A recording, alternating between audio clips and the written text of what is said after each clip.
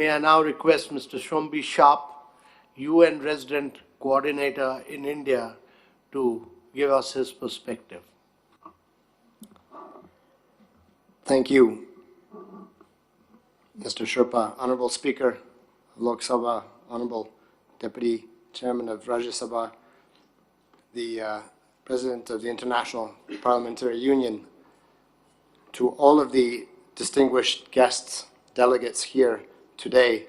Let me join my colleagues, the Indian hosts, in welcoming all of you here. Aap sabko Delhi mein bahut swagat hai. Welcome to Delhi. Dear friends, the message, of course, from the United Nations is that the world is in crisis. Every day, news of floods, of fires. Every day, every month, terrible new records are set.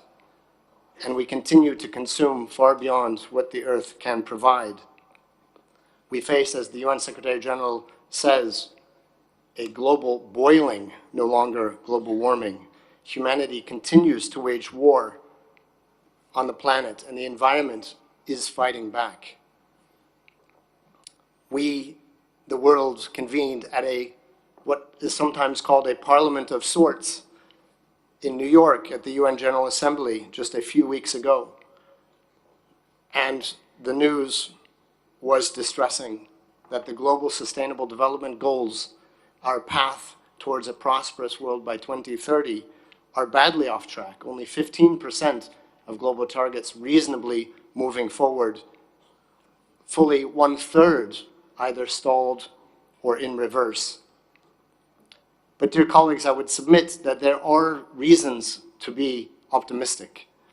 And I would like to focus on three reasons, three streams of optimism, all of which have very much to do with our discussion today. That is this forum, and that is India. First, I would commend the Indian G20 presidency for its leadership and for the partnership of all of the G20 member states and invitees here, which produced a G20 so aligned with the Sustainable Development Goals that I like to call it an SDG 20. We saw incredible focus on accelerating the progress on the SDGs. We saw a new G20 SDG action plan. We saw focused support to the SDG summit and ahead to the summit of the future.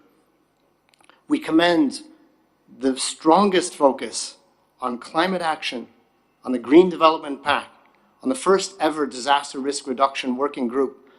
We applaud the ambition on the gender equality, on women's economic empowerment, on the role of women in leadership in development, including giving rise to the very first official G20 working group on the empowerment of women.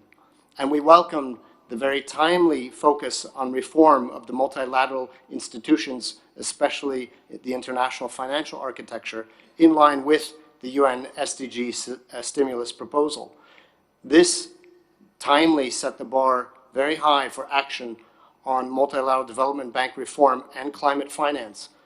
Now, with the World Bank annual meetings in Marrakesh underway, and at the upcoming COP28 in a few weeks.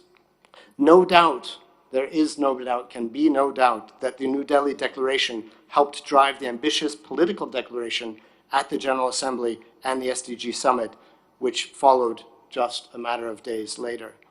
Secondly, India has emerged as a new global force for climate action. India is moving quickly along a green transition path with massive bets on renewables. The Indian private sector is investing hundreds of billions of dollars in renewables. India, already the fourth globally in installed renewable capacities, as part of the Panch Amrit targets of the Prime Minister, aims to reach 500 gigawatts of renewable energy capacity by 2030. Solar energy capacities have increased 11 times in the last 5 years.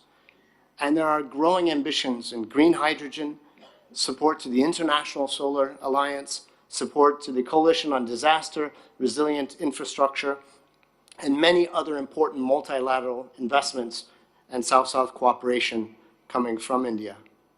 Third is Mission Life, a new source of optimism, which highlights the essential and hopeful truth that we all as individuals can and must be part of the solution to protect and to save our planet. The United Nations Secretary General Antonio Guterres showed his personal support to Mission Life by joining the Honorable Prime Minister Modi at the launch of Life in Gujarat last year.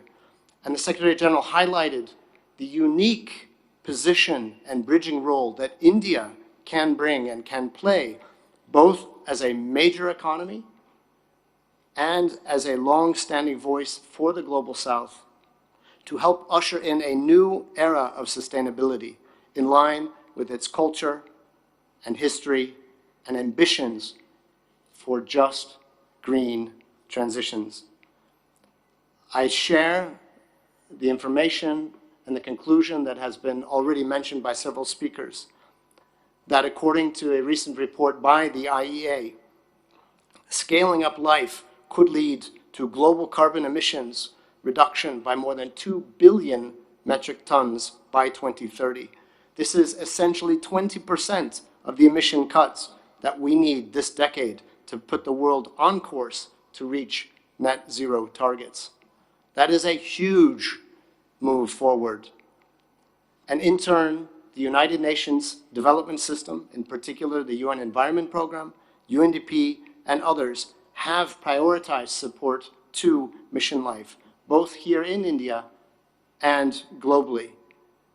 We have worked to partner in the important high-level principles of life, mobilizing partner networks for life at the global level. For example, the One Planet Network, working with the Ministry of Environment, Forestry, and Climate Change to help develop an assessment framework for life, to help support the global call for ideas launched by Honorable Prime Minister Modi and awarded last year as well.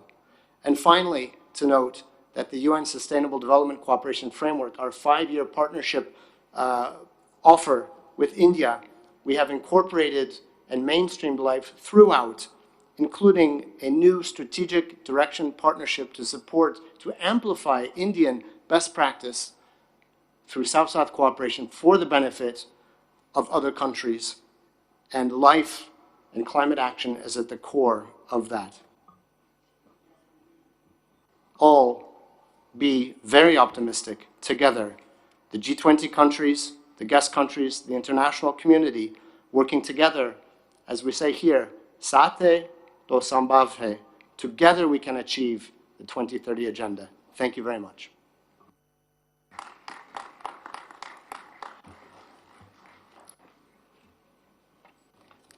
Thank you, Mr. Sharp.